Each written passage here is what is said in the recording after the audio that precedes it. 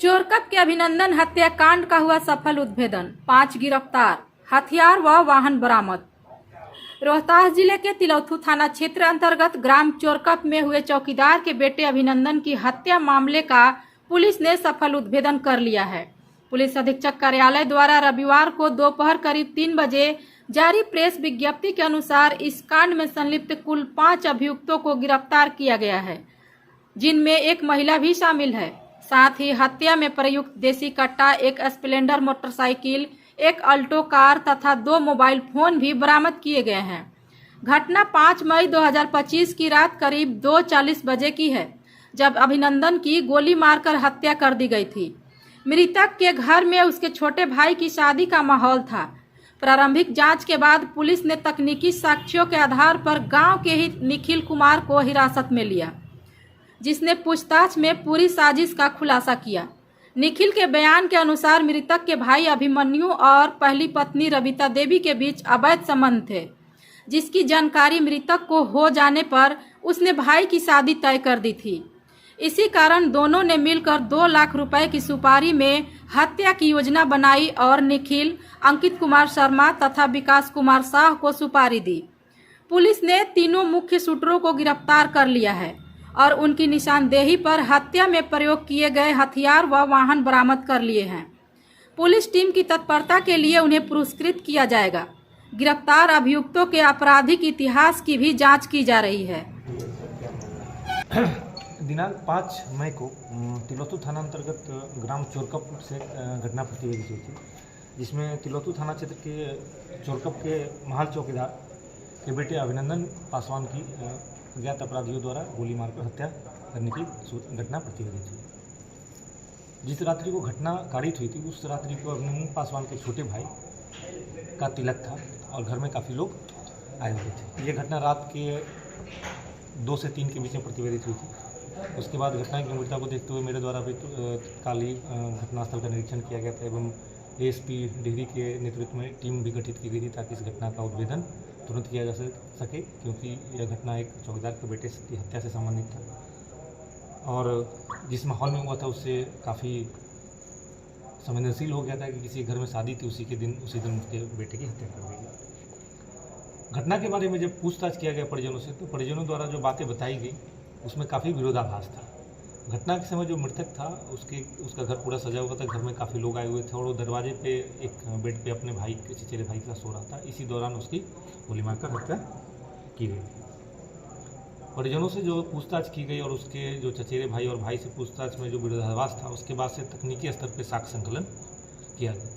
तकनीकी साक्ष्य संकलन में चीज़ स्पष्ट हुआ कि एक उसी गाँव का लड़का निखिल कुमार, पेशर स्वर्गीय नागेंद्र सिंह, जो चोरकप का ही रहने वाला है, जिसका पहले से भी आपराधिक इतिहास है, उसकी गतिविधि घटना की रात्रि को संदिग्ध पाई।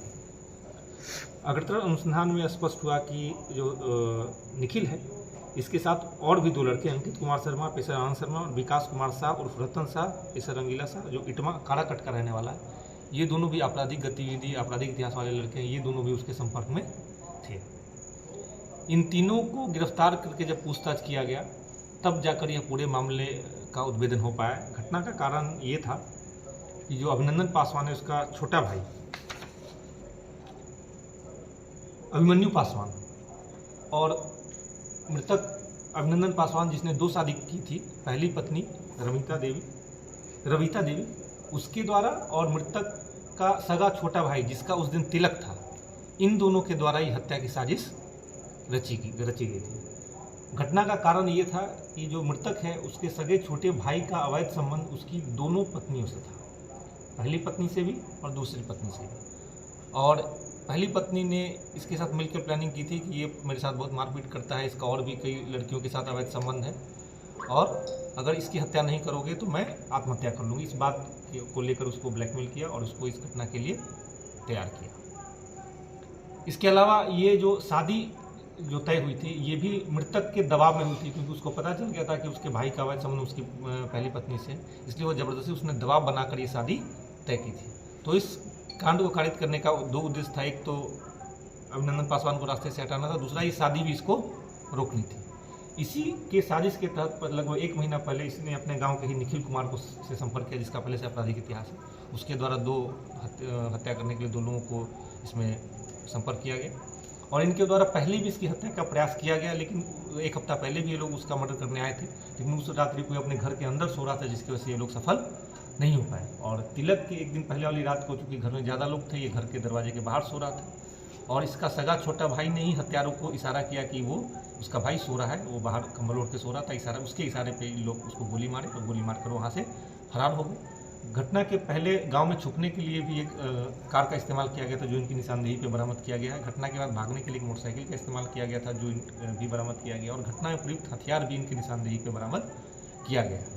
और इस घटना में साजिश के तहत इसकी पत्नी द्वारा इससे झगड़ा कर इसको घर के बाहर सुलाया गया था, ताकि हत्यारों को उसकी पहचान करने में, हत्या करने में आसानी हो। तो ये पूरा साजिश जो है इन 5 लोगों के द्वारा रची गई थी, जिसमें इस घटना का मुख्य सूत्रधार और इस साजिशकर्ता उसकी पत्नी, पहली पत्नी रविता देवी और छोटा भाई अभिमन्यु पासवान था और गांव के निखिल कुमार को इस हत्या के लिए सुपारी दी गई थी। और उसके द्वारा 2 अपराधी जो काराकट थाना क्षेत्र रहने वाले, जिनका पहले से भी हत्या के केस में आपराधिक इतिहास था, इनके द्वारा इस घटना को कारित की गई थी। और पुलिस को गुमराह करने के लिए उनके द्वारा गाँव के ही 2 ग्रामीण, जिनसे जमीन का छोटा मोटा जमीन का विवाद था, उसको संदिग्ध रूप में दिखाया गया कि इनकी द्वारा ये घटना कारित की जा सकती है, ताकि पुलिस को गुमराह किया जा सके और घटना को दूसरे तरह का रूप दिया जा सके। लेकिन तकनीकी अनुसंधान में और अभियुक्तों की गिरफ्तारी से पूरे मामले का उद्भेदन हो पाया, जिससे स्पष्ट हुआ कि परिजनों द्वारा इस घटना को कारित किया गया।